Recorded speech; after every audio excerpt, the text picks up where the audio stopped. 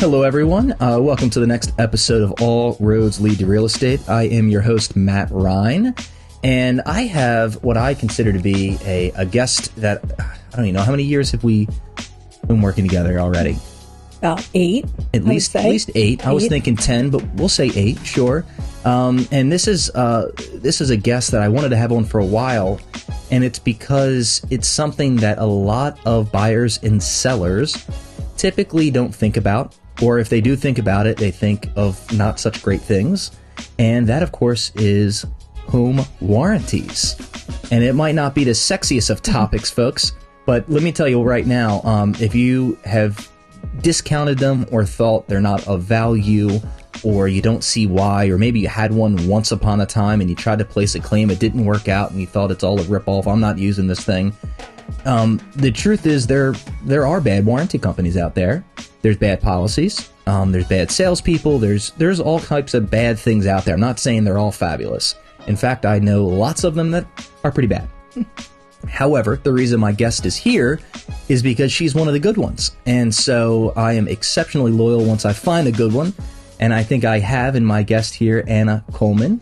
Thank you. And so thank you for joining me, Anna. Thank you for having me. Well, and so we're here to do a couple things today.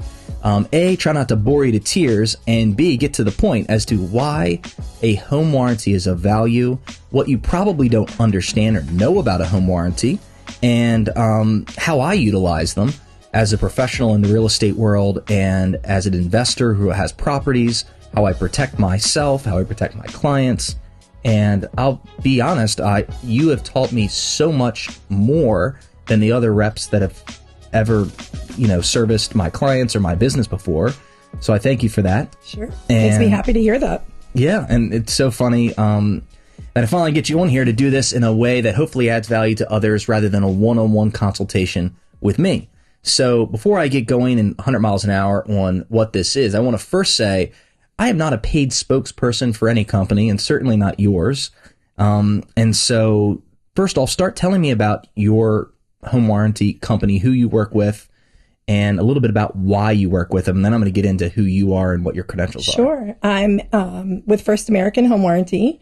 We've been in the financial industry for over 30 years, a Fortune 500 company, the home warranty division, 30 plus years at this point.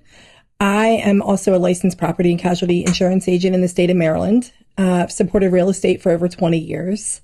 So I've been in this space of, reducing risk, bringing value to either the consumer or now the real estate agent, to help them bring value to their client experience and protect their clients.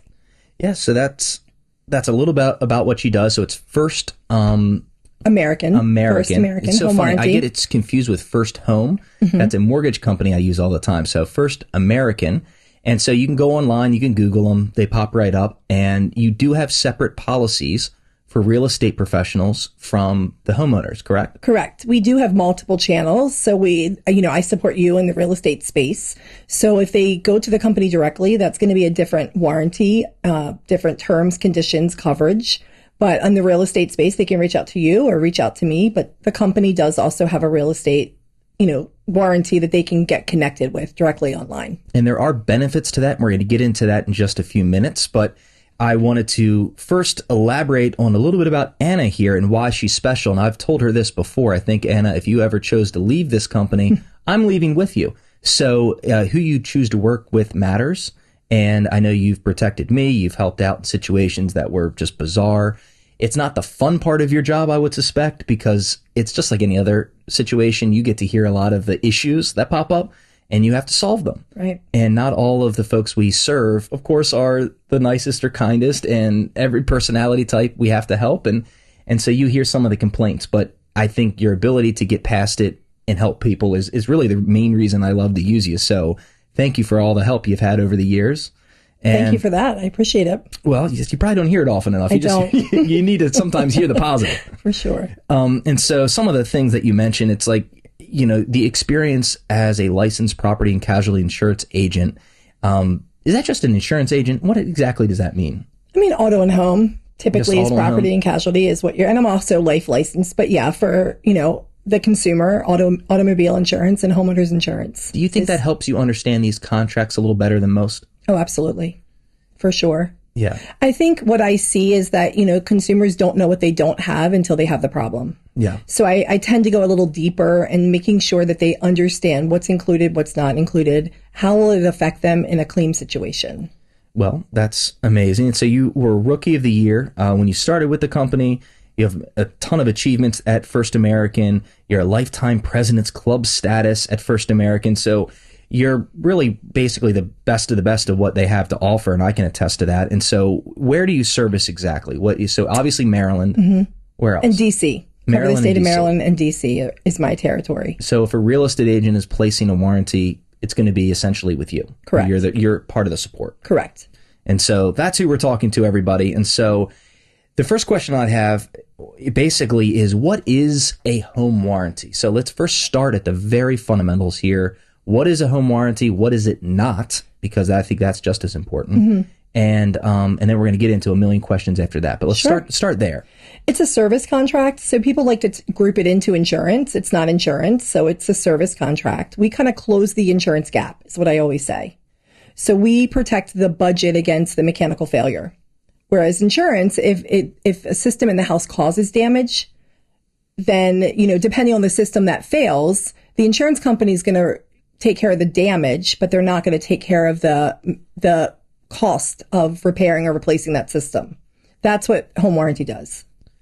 So I guess let's do an example. Try to give an example. I would like to really beat this, this nail down with a hammer. So give me an example of the difference. So your buyer is purchasing a home and the water heater ruptures and it causes damage to the property, the subflooring, the flooring, their furniture. That's going to be the damage to the property is homeowner's insurance. Home warranty does not fix that, but we come in and we'll replace the water heater. Got it. And so in terms of a real estate transaction, when you have a home, even if you have a new water heater, for example, or a new heating and cooling system or whatever else, these things have a tendency to break. And sometimes, as we all know, newer items sometimes break with higher frequency than the older stuff, which is just the truth. They have more things that can break, more digital, more electronics, so forth. And so do you encourage people, kind of leading you obviously to the answer here, are you encouraging people to get a warranty when they purchase a home regardless of the age of the systems? I do. It just depends. I mean, if you're purchasing a fully renovated home, things can be repaired or installed incorrectly. So it protects you against that failure due to improper installation. So it's not just if it's new or not. You did mention it. I think newer systems don't last as long. Right. So the older systems tend to keep going for long periods of time. They're made well. New systems they tend to fail. They only give you 1 year is what the manufacturer is guaranteeing. And we see that every day, that new systems fail, at a much faster rate than I feel like an older system. Yeah. And so you lose some of the efficiency in the older systems typically, but you make up for it a lot of times for just the reliability and durability. Agree. And so I can tell you, I just love, I'll be honest, when I started doing this a long time ago, I didn't use warranties. No one described it to me. I didn't understand. And when I would pitch it to a buyer or seller, I didn't know how to pitch it. Right. And so I think my take rate from my clients were very low. And I think that has to be true. If that was my experience, it's probably the experience a lot of people have. So if you're listening to this and you're not working with me directly, you might not even know about it or see the value in it, essentially. And so I wanted to almost role play here and kind of describe how I describe this. Okay. And I'll be vulnerable here because you can feel free to correct me in the event that I screw something up or if I'm misrepresenting what it is. But I encourage everybody to at least get it the first year at a minimum. And it's because even if you have a proper home inspection, that's a snapshot in time. Agree. It's just a day. It could be a couple hours. They've tested everything once. How in the world do you know when you stress the home by putting your family in it or you guys go in it and use everything all day, every day? Things can break, issues can happen, and you are not going to be pleased with the experience. Even though I didn't do your home inspection, that's not my job. I'm not a licensed home inspector. I get the calls. I hear this. And so I want to protect them and protect selfishly my relationship with my client because if I encourage them to get this protection up front, they love me. In fact, they're not always pleased to pay for it up front. But however, once they have it, if the washing machine breaks on the third day or whatever down the road, they're so grateful that I talked them into it, that oftentimes it makes up for it. And I get notified from your company when a claim happens. Right. So it's a reason for me to reach out and get involved and make sure they're satisfied. And if they're not, I get you right on the horn. Right. You have a speed dial for me, right? You can reach me immediately. Oh, and I abuse it sometimes. I don't mind. I appreciate every conversation. I hear the a snapshot in time. I've said that how many times? I mean, it really is. A home inspection is that day. So when you're putting an offer in on the home and you're having a home inspection, and that's really just a tool to tell. It's a great tool, but it's to tell you approximately how old the systems are, how much life is left, based on manufacturer standards. So, again, it's not the end all be all, but it gives you an idea of the home that you're purchasing. Right. So this, I always say a home warranty is a tool. It's a safety net in the, home buying process. When you're purchasing a home, you don't know what you don't know. And like you said, you start putting pressure on systems. It's different than the prior homeowner. And, you just never know. Different pressure. A family of 4 moves out, a family of 6 moves in. That's completely different pressure. Right. And we tend to see those failures occur. I always say a house has to breathe about 60 days from ownership transfer. Yeah. So yeah, I think it's just it's a budget protection. It's peace of mind. And I agree. I think every homeowner should have a home warranty for that first year, just to kind of see and have that safety net. And if they have a claim that first year, I'd love to know, is there a statistic related to this? If someone places a claim and it was successfully paid out, are they more likely to renew? They are. Is that the renewal rate is higher when you have a claim in your first year? I would think that to be true. Oh, absolutely. And I can tell you, not only, I like to sell it in the sense that, I don't work for the company, but what I love about it is that in the event they need it, they never forget it. In the event they don't need it, they don't think about it again. Right. It's one of those things that it only comes up as a positive, usually after the fact. Sure. And it's saved me personally. So the way I describe it is I own a bunch of properties and I have a personal residence. I have a warranty on every single last one of them. And even I, as much as I'm singing your praises, I bitch and moan every time I have to renew all these things, because they do add up, guys. Like, it's like you think about when you have this many properties, it's like, well, I could have bought a brand new HVAC with that amount of money. But what it protects me from, in my mind, is I have a number to call. So when any of these properties have an issue, and it's typically at least once a year, these properties, especially rentals, have issues. And she's laughing because it's more than once in my rentals. My tenants love me so much. They love to use and abuse everything. But it covers plumbing stoppages. And we're going to go through what it covers in just a moment and what it doesn't specifically. But I always get at least one phone call. It's a number to call for the appliance. It's a number to call for the electrical. It's a singular number. And I'm not a slumlord, because I'm going to make that phone call the second I hear about it, because for the simple deductible, it's $100 in your policy. Right. I'm getting someone out there timely, and I give them the tenant's information, and the tenant is contacted right away from one of these contractors to say, listen, John Smith, air conditioning and heating, cooling, or whatever, is coming out to see your property in a day. And I look good as a landlord, and they stay, they're happy, and 9 times out of 10, it's covered. Right. And so that's been my experience. And so I've been happy because I've used it so darn much. And it's like, when you own so many of them, the likelihood of me not using any of them throughout 12 months is almost zero. It's an operating expense for your property. But that's what you taught me. You said build it into your budget. Right. And if your budget fails on an investment property for $600, you better get out of that investment property. It's not a good investment. I think it just makes sense. It solves problems. It saves you time. It gives your tenant peace of mind. Right? If a system fails, they know that someone's coming to evaluate it, determine, can they fix it? Do we need to order parts, or can it be, does it need to be replaced? Right. It's one or the other. We're going to either attempt to make the repair if we can't make the repair for whatever reason, if the age, we can't get the parts, but then we move into replacement. So they at least know that you're acknowledging them and that you have a process that's going to be followed, and we're going to take care of them. Yeah. So I think from a landlord perspective, it makes sense. That's just my 2 cents. Tell me specifically, this is one of the number one questions I get, Matt, well, what in the world does it cover? So I'm sure you've been asked that a million times. What is the general answer that you would say if someone asked you that? Because I know that's probably one of the main questions you get. I do. And I think it depends. I'm going to say that because there's different plans. So you get to select what you cover, right? But in general terms, it covers all operating systems within the home.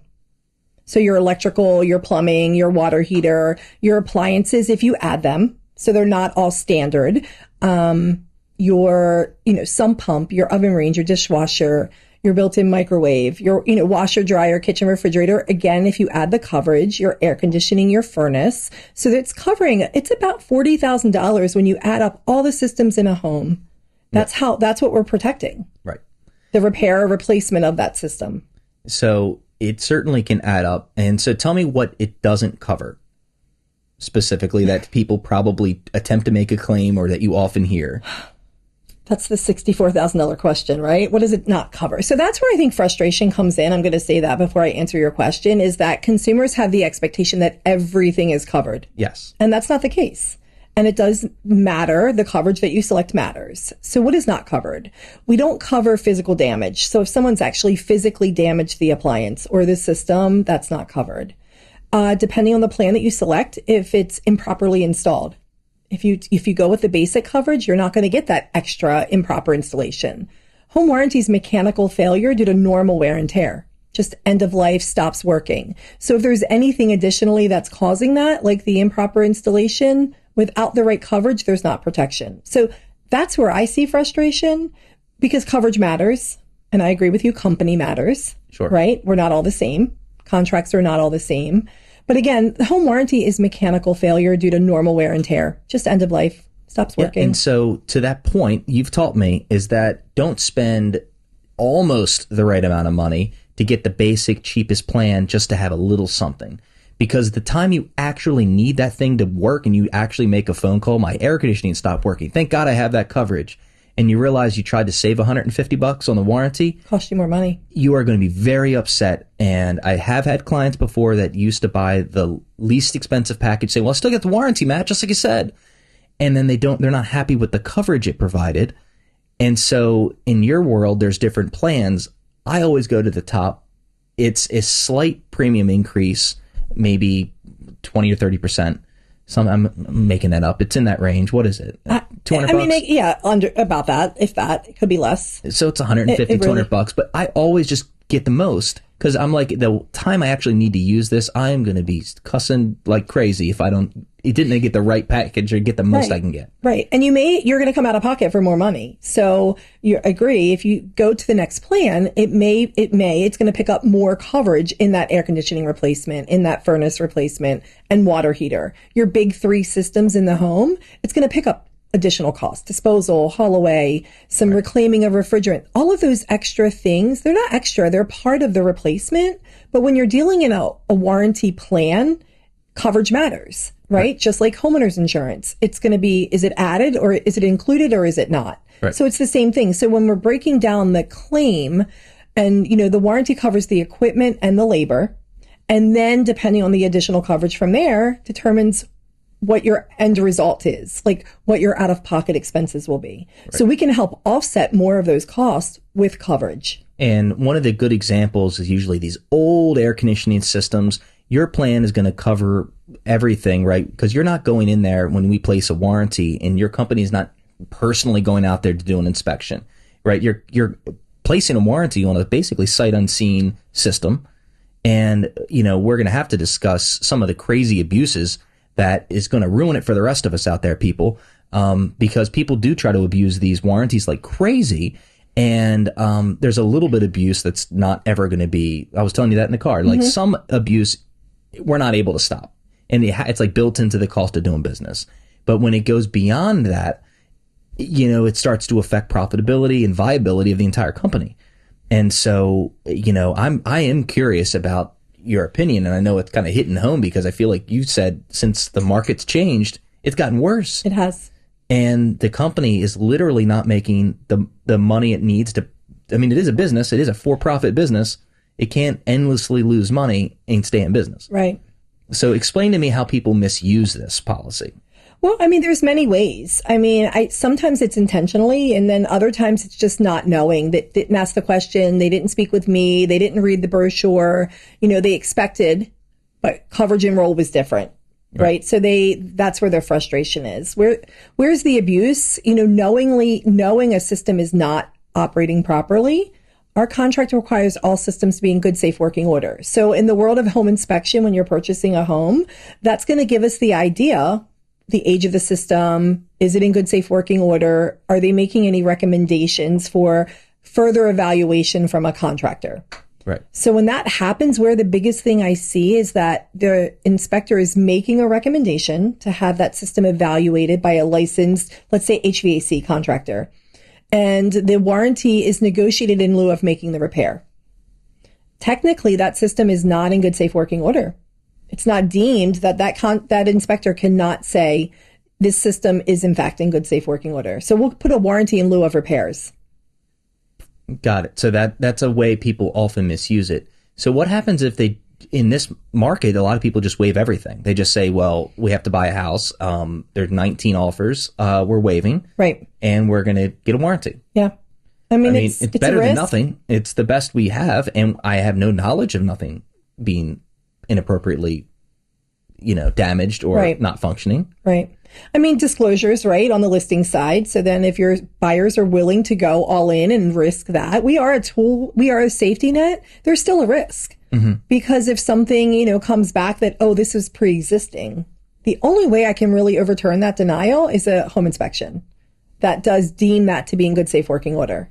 How can they determine if it wasn't notified by the seller that it was not functioning and the seller deemed it according to the disclosures as everything's in perfect working order in this home? Right. How does the buyer know it wasn't in good working order? They wouldn't without the inspection. So right. I mean, this is the best case scenario is the home warranty to protect their budget and that risk of going all in with no home inspection. Right. It's better than nothing. Sure. But there is still risk there because I don't have a way to overturn a denial if a contractor comes back and says this is pre-existing. How would they determine that?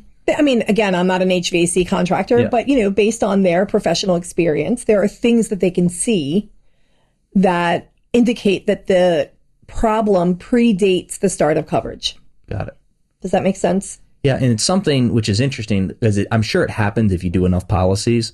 Thankfully, I haven't had that experience, and I can't tell you how many policies I've had with you. Right. So thankfully, it's not a common problem, certainly, but it's not a zero probability either. It's not. I mean, it happens. I mean, I just had one today. We were talking about it as I was driving over here. I mean, it's the risk of the market and the pace that it's going and the buyers willing to, just to get the property, go all in. If you're willing to go all in, the safety net is, we are the safety net. Right. But again, there's a risk if an inspector or a contractor comes back and says, you can visibly see. So if you can visibly see there's a problem, even without a home inspection, I would question that. Right. And it's interesting. So once again, shout out to the agents out there that know their job really well and have done this forever. I think the reason why most of my claims, if not all of them, quite frankly, get accepted with my clients, not just me, it's because I bring a flashlight. It's not sexy what I'm up to in showings. Like when they have these TV shows, everyone's walking around looking beautiful and the hair's all done and they're just glamorous, right? Going in their Bentley and they're showing these homes. That's not how I end up doing it. Like it's literally, I've been crawling through things before with a flashlight, and I certainly am no home inspector. I'm not licensed to do that, and I don't claim to be. However, there's certain things, to your point, that are obvious. Right. And if you've been to hundreds and hundreds, if not thousands of home inspections, you have eyes. I can see things. Right. And it's just it's a cursory knowledge of all the systems I think every good agent should have. And you can point out the things that are obvious. Like, I think some of the denials out there, in my opinion, are very obvious. And it's why sometimes you beat your head against the wall, probably, because you're like, you have eyes. Like, it's cut in half. Like, there's no way that thing's ever worked. Exactly. It's like so obvious. And people, once again, place a claim and think, oh, it's not coverage. And then when you look online, some of the reviews are just horrible. And you're like, if you knew the details of this, you'd say it's the biggest misuse of this policy ever. Agree. That's where the frustration, when people look up ratings and they're like, oh, the rating here, and they question that. And I'm like, what I tend to see in claims is the frustration from the consumer of the lack of understanding, but the expectation that coverage was there. And they don't read the contract. Things are moving so fast. They don't read. And I'll be honest. That's like important. I know what agents are doing out there. And if you're an agent listening to this, you probably know they're trying to get things moving forward, right? Right. And so they are the ones pumping this up into some magical pill, and they don't know anything about the systems. Most of them are clueless. Let's just be truthful about what it is. She's nodding her head if you're listening. And so the reality is they're giving all this false hope, and you have a potential homeowner that's just buying into all of it because that's what they're being told. Right. And then the frustration comes when it's magically not covered and it's blatantly obvious that it won't be. Absolutely. Yeah, I see that. I have those conversations almost daily, especially first-time home buyers or even move-up buyers. It doesn't matter where you are. I think you have an expectation that you've had this inspection or you're going all in without it. And then you start putting pressure on systems and something fails. Or there was a negotiation for a seller concession because there was a problem identified. Right. And hey, let's just throw a warranty on it instead. You've got the concession, you've got the money, and get a warranty, they'll replace. So it's misinformation. Right. Knowingly or unknowingly. I think it can be used both ways that, and then there's frustration. Right. There is. And so one of the reasons it's like, I like to say that I can avoid a lot of those headaches with some basic knowledge of all these type of systems up front. Most of them are readily available. If it's truly, truly hidden and there's no apparent issue, this stuff's getting covered, guys. So I don't want to scare you from thinking, oh my God, it sounds like it's never going to get covered. But the goal here, and what I asked Anna to do, is to not sugarcoat it and try to lie to people and say, like, it's a cure-all, one size fits all, no big deal, like, get it and you're good. Because that's not what it is. Can I add something? Sure. You said it's going to be covered, guys. So I always I get nervous with that statement. Coverage matters. So if the right coverage is not placed, that failure due to improper installation or that unknown pre-existing condition, again, it depends on what coverage you're selecting, right, how it impacts your claim. Well, let's talk about coverages and cost. Let's get down to it because I think that's what some people want to even know. So, because we talked about a lot of the big stuff, let's get down to the nitty gritty. So when I say, okay, for my home, I have a really weird old home. I've talked about it on this podcast before. It's a historic home, 175 years old. Nothing makes sense in that house. There's systems that don't connect, like HVAC systems. I have multiple HVAC systems, and I have the best policy you guys sell. And so how many systems does that one policy cover for my HVAC? So coverage matters. I'm going to keep saying that because I think it's so important. But people don't hear it. They don't hear that, right? So your basic coverage does not have all your appliances in there. So as you progress in the plan, we have 3 options. You've got your basic, your middle plan, the Eagle Premier, and then we have our max plan. That's going to add all your systems, your washer, dryer, kitchen, refrigerator, all of the electrical inside the house, your plumbing, water heater. So let's say we have the best plan. It's going to cover all your major operating systems within the house. We do cover multiple zones. So we are based on square footage. So depending on the size of the house, if you're under 5,000, we also have condo and townhouse pricing and packages. So if you're within that, we're going to cover, if you have 2 zones, we cover both zones. What if you have 5 zones? If it's under, I just had one that's 4,000 square feet and they have 4 zones. We'll cover all 4. Yeah, I have 5 zones and you said it was covered. We do cover you. You're under 5,000 square feet, right? I'm exactly like 4,900. You're under. Don't throw me under the bus. You're under 5,000. So yes, we do. Yeah. We don't have a restriction on water heaters. So like where other companies, they will say 1 oven range or 1 water heater. That's not First American. Yeah. So we do cover multiple zones for heat or air conditioning. We do cover multiple water heaters within that house, multiple ovens. Now the kitchen refrigerator, you have to add additionally. So if you have more refrigerators, that's an optional coverage. Well, and you can even cover, you just came out with a plan for the more expensive luxury homes that we sell that go up in value because the old policy didn't cover the more luxurious brands. Correct. So now they do. Right. Well, you have options. So I think that we've just expanded our options to, again, based on what the consumer needs. Everybody has a different need. And that's what I always educate on because your need is not my need. Your concern's not my concern, right? Yeah. So appliances standard are $3,500. Well, if we can't fix it, we replace it. Up to $3,500. Yeah. And that covers the vast majority of most folks. There are clearly brands out there that are more. So what's the most expensive coverage I can get? Right. So it's called Appliance Plus. You can add that on and it'll increase to $7,000. Yeah. So we may not replace a Sub-Zero, but we're going to offset most of your costs. Yeah. mean, those things are crazy right now. Right. Yes, but still. So that's what I talk about. Some things we're going to take care of most of the cost, if not all. But the other, if you have a higher end system, we're going to offset and protect, your budget. Well, and I'll tell you how much I've saved. I think using examples in this scenario makes sense for most people. It's better to comprehend. So I had a policy when I bought my appliances individually. They tried to sell me a policy for each. Right. It was for 5 years, it was $550 per appliance. Right. It's a lot of money. And we have an ice machine. We have 2 under cabinet refrigerators. Like, you add up all these appliances and it was an outrageous amount of money. And your policy, the max policy, can cover these items. Right. You might have to add on the additional refrigerators, but you're still covering the whole house. Correct. So if you added up each appliance and you're spending $500 for each one, we're covering your whole house for that. Yes. Like, if you do the math, I mean, it makes more sense. It does. And I did the math and it did make more sense, because I also have another way to protect your house, everybody, is to go through oftentimes here in Maryland, you can go to Baltimore Gas and Electric. They have a division, which is now spun off. It's a different company now, but you can go and get coverage through that and help people explain what these type of companies, what kind of coverage is that? Right. And you can add it to your homeowner's insurance. So it's there's other ways to do there's it, other but ways to do it, but there are differences, and it depends. Like, homeowner's insurance, it may count as a claim for you. So it's going to actually penalize you, right? And you're going to have a surcharge for 3 years. So I think it's really important to understand the ins and outs, what the coverage is going to, how it's going to provide in a claim situation. You mentioned BG&E or Constellation. Right. When you look at that, you can individually add it.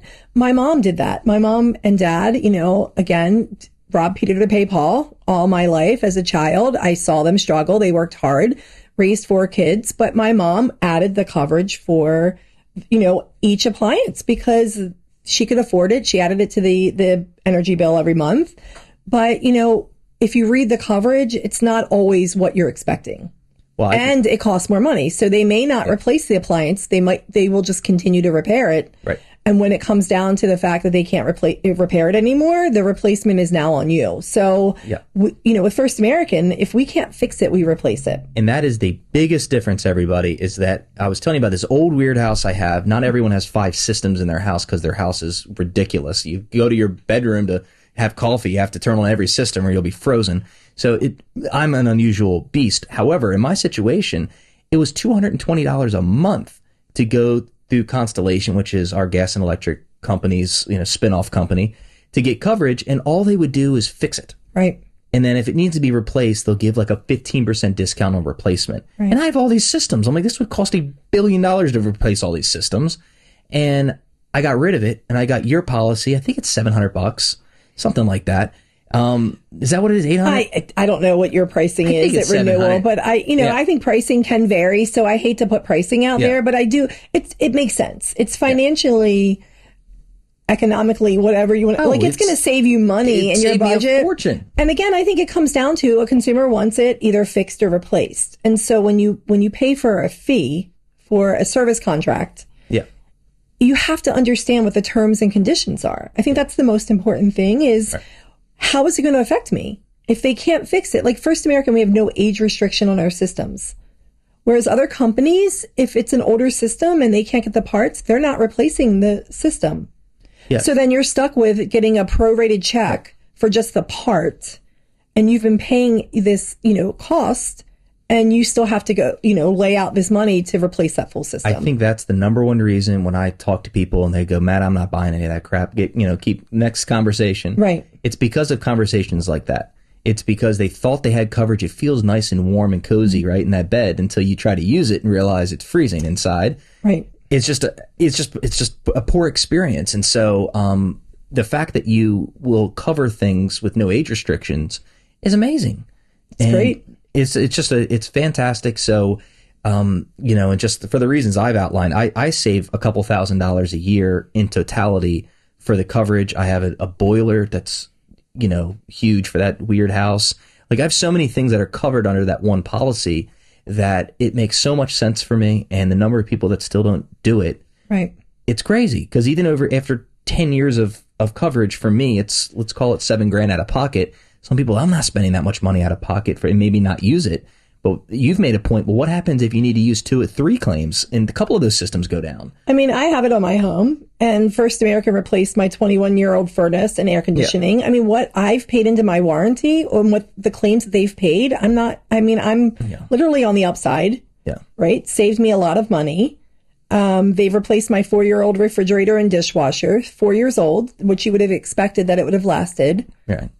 You just don't know. I think when I talk to a new buyer or consumer, everybody has a different level of what their need is or what their risk is or what their level of risk that they can take. So these buyers buying homes that are going all in, above list, the expenses that they have, or if you're a renter now becoming a buyer, right. You don't have that extra budget. So that's what I always say. What is your level of concern? Because your concern and my concern are different. Well, and so I think a lot of the benefit too, and I said it in the beginning as a landlord, I like the fact I have a singular number to call. Right. For all these different systems. And then you guys figure out whose goes out there. Right. Contractor get assigned. You file the claim. You pay your service fee of $100. Yep. Contractor's assigned. They diagnose it. And then from there, we determine, can we fix it? Right. Yes. Can we get parts? Yes. And then we order the parts and then they come back and make the repair. Right. I mean, it's pretty easy. It is. I mean, once again, it's not perfect, but guys, it's the best tool I've ever found. And I believe in it enough at this point and if you're a real estate agent, maybe you can adopt a version similar to this for yourself. Get someone, if you're not in Maryland, if you are in Maryland, here, you got Anna Coleman here. You can talk to her. But if you're outside of this, find a good company. Maybe it's First American where you are. Maybe it's another one. But find out, take the time to actually know the policy and find the rep, find the manager like Anna, because you need the resource. And so I introduce Anna now to every single one of my clients when we go pending, every time, because I don't want them calling me with an issue 6 months later and I go, oh my God, it's my fault. I didn't take the time to do it. It's now in my process. Right. And it probably potentially annoys you because now you're dealing with some introductions up front. But I do it because I think, have you seen an increase in the level of the number of policies that we get taken out after introductions, or is it similar to what before? I think it's more. Yeah. But it doesn't annoy me. I think we came up with the process. I think it's much easier for you. You've made the suggestion and recommendation. You can't force your clients to take it.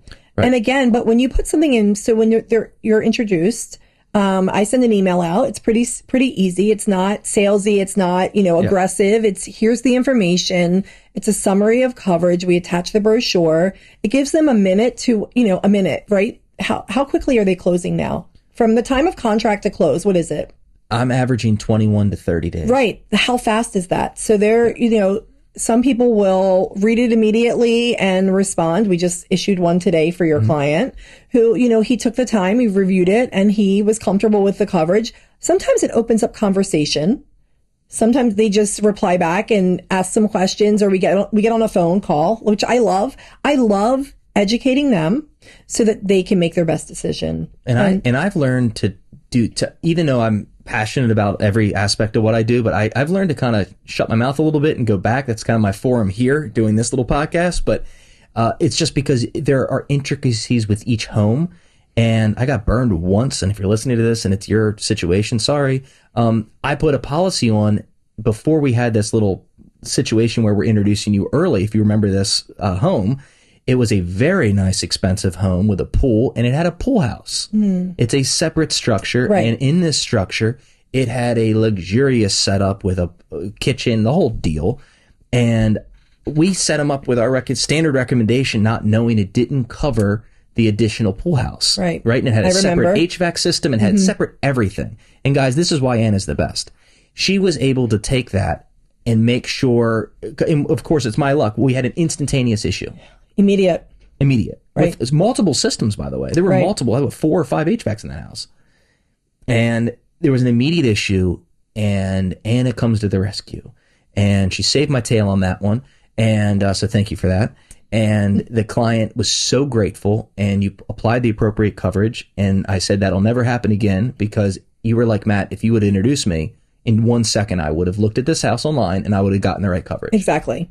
Right. I think reading it, things are fast, right? You didn't know that the pool house was not. We cover the attached structure. So if the garage is attached to the house, right? But if it's detached, it's separate, and we can get coverage for that. But I think that conversation just didn't happen. Right. But what I will say at the end of the day is our company, we will go back. We listened to the call. We wanted to make sure that did we make the mistake? Was the questions asked? And we were able to take care of getting your client covered, getting the coverage in place. There was some more premium collected, but he was okay with that because we were protecting him the way that he expected to be protected. It was a fraction of what the claim ultimately was. Right. And as a result, I think that's what I was telling you. I think doing right by clients when there's not clear evidence that they're abusing the system. Sure. That's why you listen to the call. That's why you verify. But there was no abuse of the system in this situation. It was just technical issues on my part, quite frankly. And it's just in the long run, you have a client there that's going to keep your policy. And that's a big home, big policy. But he's going to keep renewing it, would be my suspicion, because he knows and sees the value of that coverage. Right. You said it, value, right? Value, customer service. Does the company stand behind their contract? Right. That's what we do. That's what's important. And that's where you stand apart too, because you're not just selling anything, like you said. You're bringing this value to your client experience, and you're solving problems, and that's what a customer wants. They want you to save them money, save them time, and solve their problems. And I think I was a little softer on this particular subject and other things. And as we grow older and a little bit more wise, and we've had more experiences that are both positive and negative, I've developed more of a backbone, and I apply a little more pressure. Because sometimes it's called for. And it's like, if you go to your doctor and he's like, I've seen 100 of these cases and 95% of the time this is recommended. And you go, nah, I'm good. I'll take my chance. You kind of hope they stop you again and say, no. I don't think you heard me. Like, I'm telling you, this is what it really should call for. Like, it's like sometimes you expect your professional in your life in whatever area to protect you, even when you're dismissive at first. And so I don't push any of the things, because there's other things throughout the transaction I also introduce people to, but I apply more pressure and more guidance. And like another one that has nothing to do with you, but it's a great analogy and example here. It's when people get title insurance, and that's another big one that some people go, I'm not paying for that. And I have to go through the decision, like the time to actually discuss all that. Another one is a boundary survey or a plat survey. So important. And all of it. People sometimes are very dismissive of that, and I have to describe their choices. I'm so aggressive on that one because I've been burned. It only takes once with me. Right. I was burned, and I say, if anyone denies that, any of my clients, my title company is to call me personally immediately. And I can't force them to take it, but they will hear exactly what I have to say, because I'm like, you cannot have this happen on you. And my mistake was they declined it, and the title company said nothing, didn't say, are you sure about that? Nothing. Right. And then, of course, 1 week before we show up, someone was cutting half of their grass that looked like it was their grass, and it wasn't their yard. It was the neighbor's yard. But it never showed up, and Zillow had it wrong, MLS had it wrong, but the plat that was recorded at the county was correct. Wow. And it wasn't verified. And so now it's $250, for example, for that little protection. You're buying an expensive home. Right. Do it, people. It makes sense. And I think you educate. And that's what's important, is because you're not forcing them, like you said, but you're educating them on what can happen.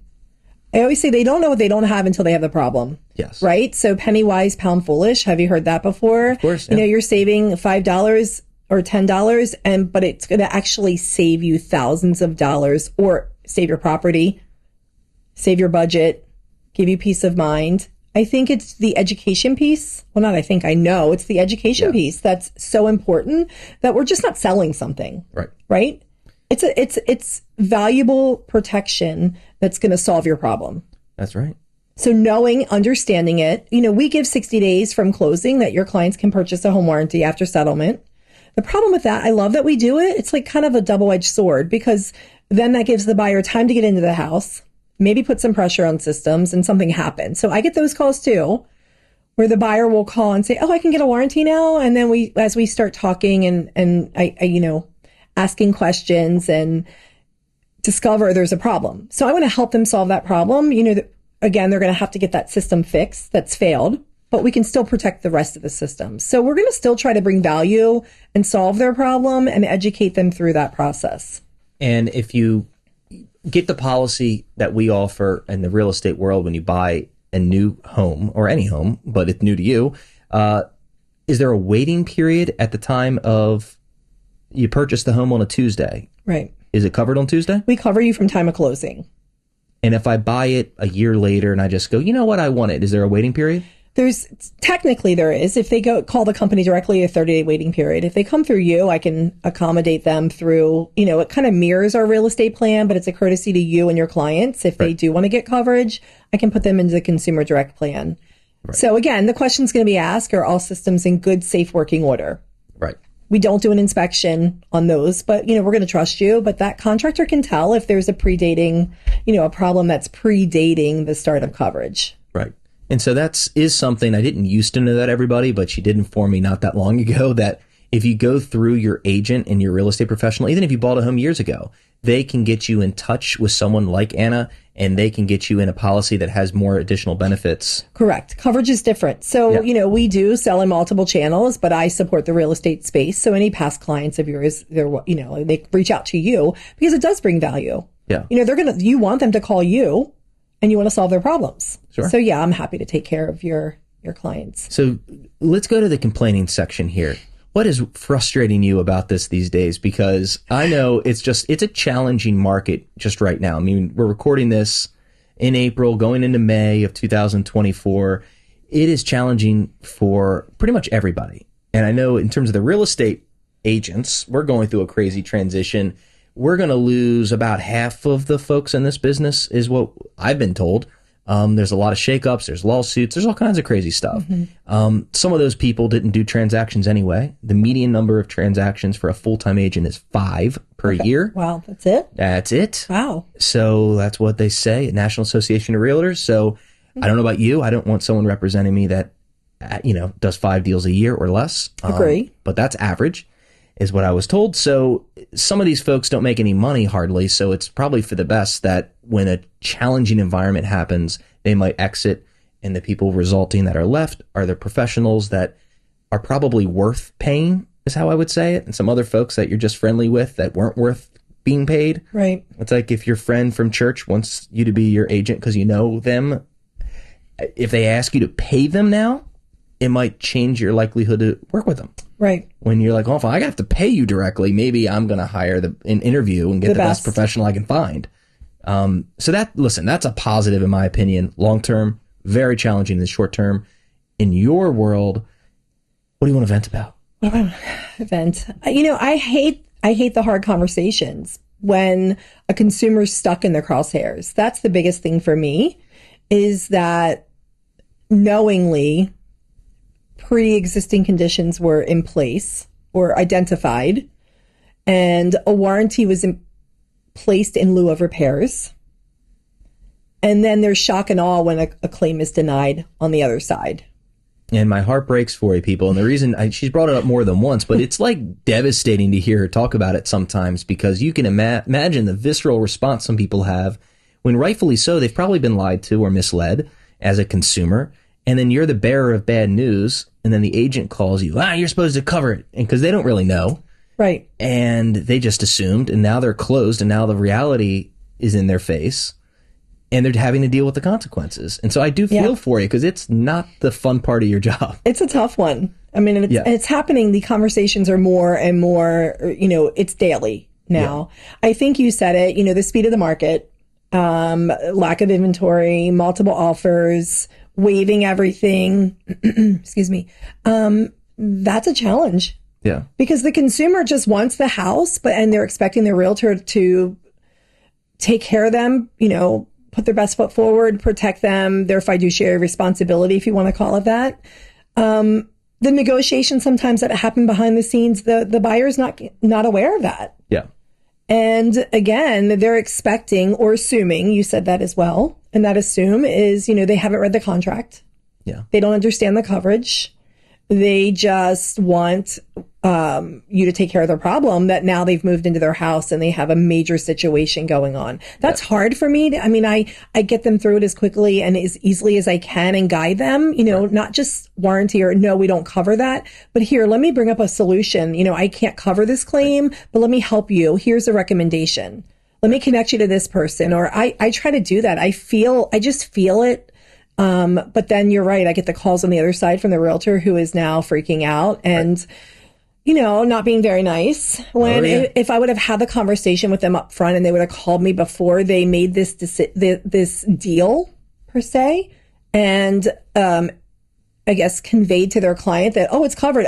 I would say never say everything's covered. Right. No, there's a caveat to all of it, and I'll be the first to admit I was not perfect about this. And when I wasn't good at this, it's when I didn't use it often. This was years ago when I didn't really ever bring this up. It might be occasionally a client would come to me and say, I don't know, maybe I want a warranty. And I'd say, where'd you learn about that from? Because I never mentioned it. And this was me in the early days. I didn't know what I didn't know. These are the agents that do 5 deals a year. There is no way you know these details, because even if you do 5 a year and nothing happened, nothing was wrong. Right. You didn't learn anything. Right. Every learning experience I've had has actually been the tough situations where something went wrong. Right. And things change. Coverage changes, process changes, contract limits, terms and conditions, I think. And that's why I refuse to use 7 companies. Right. I am all about loyalty. I'm once I find one, your contract's long enough.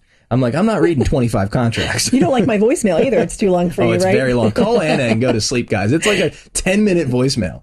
I want to give you, listen, everybody's at such a different place, right? Yeah. Here's all the information. Use it accordingly. Dial number 7 to get a burrito. It's so long. It's, but I get your reasoning. No, right. I want to get, because the speed of the market, right? Everybody's so fast. Yeah. Everything's so fast right now. I just think having a conversation, negotiating a warranty is great. I have realtors saying, you can't negotiate a warranty. You do it. Yeah. It's done every day. You can do it. If the seller's not willing to pay, your buyers can purchase one. It's having that conversation and educating them. We may not cover everything. We may not solve every problem, especially if something's been discovered and warranty was not placed yet. Right. But I can walk you through that. How does it look? What does it look like? Well, let's get that system fixed or serviced and fixed. It might be an easy fix. Now it's in good working order. We can place coverage. That's one of the tickets here, guys. You just picked up. There's so many little teeny tricks. This would be a 3-hour conversation if I try to go through all of them. Right. But that's why I say you got to get someone that does your job if you're not local and speak to them about this, because there are so many ways to make the policy work without being fraudulent. And it's like what she just described. We can make an older system the operating condition and perfectly legitimate. And then if it so breaks down later in the future, it'll be covered perfectly correctly. And you have proof that it was repaired. there's so many little things we can do that are very relatively inexpensive, that safeguard the transaction, safeguard the client. So it's just another tool, but it's you have to use a lot of it and to become an expert. Or just have, you, call me. Pick up the phone, call me or text me or email. I look at PINs. I look at inspections every day. That's an inspection notice, property inspection notice. Exactly. Yep. I look at a property inspection notice. I'll get the calls. And that's where I will say now the market has shifted a little bit. More conversations are happening because there's been problems. Sure. Right? So I am getting those calls that we are educating on a daily basis, that I'm helping realtors solve problems. And that's what a home warranty does, if it's used properly and coverage is placed early. Well, and I'll say for the agents listening, this is a way to look good. This is a way to look like a professional, to add value. They don't know about this. Your consumers on average don't know anything about this, or if they do, it's a negative experience. Right. That's just it's the truth. And so it's like this, hopefully this podcast sheds a little bit of light. And by the way, this is the company I've chosen because of Anna, and I've had experience here, and I'm loyal. So I don't test 500 companies, guys. So there's others I'm sure that are good. Anna can't tell you that. They're all horrible, right, Anna? I don't know. I don't say I'm that. Just joking. I don't say that. No, I just think it comes down to coverage, and does the company honor their contract? Yeah. And I get the question often, Anna, how are you different? And I say we honor our contract. And I'm not going to put you on the spot on a recorded podcast, but guys, if you call Anna, she knows the details of every policy of every competitor, and she can describe to you the differences when people have tried to shop you. Mm-hmm. I'd love it. It's really some of my favorite thing. I'll pour a cup of coffee and read her responses via email. She'll break it down with 3 pages of response. It's like the craziest thing ever that you know this much about this stupid product. Not stupid, you know what I mean? It's it's something no one really thinks about until you need it. And you know so much. And it's just you'll break down and be like, well, these are the 25 considerations you probably haven't considered. Right. I see. And they respond with, okay, I'll take Anna's. With the obsolete parts clause. Have you ever heard of that? Because of you. Do you know what an obsolete parts clause is? Well, don't put me on the spot here. Is this on the recording? Is this still on? You've got me. I can tell you what that is. But that's what I mean. The little things that are hidden, that the fine print. First off, we don't have fine print. We have terms and conditions. It's very easy to read. Well, if you put me on the spot, I am curious. Okay. Let me say, obsolete part clause, is that when an inferior carrier is placing a warranty claim and they're trying to fix that product, like an HVAC, and they can't get the part, right? Correct. And because they can't get the part, they'll say, well, the part's worth $300, so I'll give you $300. Or they just don't even, they're like, so they have a clause where if it's an obsolete part, they can't get the part, they don't make the repair. Wow. Done. They don't replace the system. And you're like, well, hold on, I have a $5,000 system here. If we can't fix it, we replace it. Yeah. So we don't have that in our clause. You know what I mean? Like, just understanding that. So it's hard. And people, I will say, don't shop, like lenders. God bless my lender friends. Oh, they're screwed right now with these high rates. They keep going up. They're tough. They eventually will go down, right? We don't know when, but they are getting shopped for the pennies, guys. Like a fraction of a percent. They're going to switch lenders at this point because every dollar counts with rate. But wouldn't you rather have? Oh no, I get shopped. Do you? All the time. They don't shop you with me. Maybe it's because I talk you up so much. No, I think because you have the process in place, and so they're seeing that your value. Yeah. No, but I think we allow them to discover, read the contract, understand it. They're connected with me. They know that you're just not selling them something. Yeah. We're giving them empowerment in that opportunity to review it. They're connected. We can talk about it. I can answer their questions. Sure. I typically start out like, what are your concerns? I will ask every new buyer, what concerns you? Yeah. Right? True. Because if you don't know your concern and my concern are different. That's right. Right? So I think that, again, not all companies are the same. And I will continue to say that, just like not all real estate agents are the same. You're right. Like your competitors out there, you do business differently. Well, you bring different. Yeah. Well, you just have something that you do differently than they do.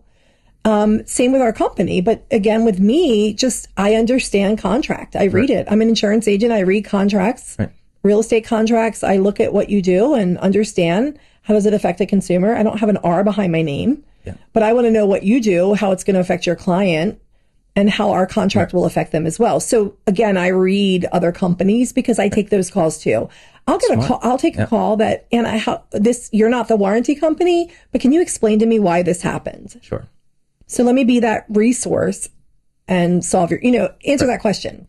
Well, I mean, we're coming up, we've been talking probably too long, so I'm going to wrap this up. But one of the things I hopefully have conveyed during this conversation is that if you've written off warranties, hopefully you are going to at least give them a new approach or a new look.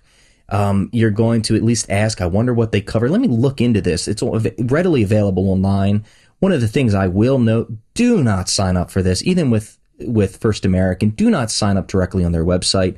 That's bananas. We learned just recently, she was sharing with me that they changed their policy even with her company. And she probably doesn't want this out there, but they've changed their policy. It might not go directly to Anna to get her protection, so to speak. And that's how I view you. You're kind of like my extra layer of protection when something goes wrong. So you're going to probably want to contact your agent. And if you're someone that knows me and through the web of this podcast, contact me, contact my team. We will put you in connection. That way you get direct access to her. Otherwise, like any other company, you're in some 1-800 number bubble with a call center, right? And so it's still the same company, but it could be a very different experience. Agree. And I think it's just to close that, I think it depends on the questions that are, how they're asked and how they're answered as to what channel they get in. I don't think it's intentional, but not everybody knows. Surprisingly, you're buying a house, they don't know who the realtor is. Well, it's one of the reasons we're getting sued. I would expect that you would know who your real estate agent is when you're buying a house. They don't know where we're getting paid and sometimes who their agent is or why they're paying them and what they did. So there are a few issues in my industry. It's not perfect, but it's just a subtle reminder that don't go through the main portal. Like the coverage couldn't be this. They might do what I've done, and I've placed hundreds of warranties and claims. You want to get someone like Anna who actually knows it. You're not going to get that experience from a 1-800 number in a call center. They do not have your experience. So definitely take that advice on there and consider it. I think it's a worthy investment. Hell, I own so many of them. I own part of your stock or something. I don't know. You keep me busy. That's right. With claims and... Yes, it's a good value, people. Trust me. Well, that's it. Well, thank you for joining me, Anna. Hopefully this wasn't torture for you. No, it's great. I appreciate a good conversation. And you look fabulous on this camera setup. God, we look attractive today. With that said, I'll end it on that high note. So thanks again for joining me. Thank you for having me. And I look forward to catching up with you here real soon. Thanks. All right. See you guys.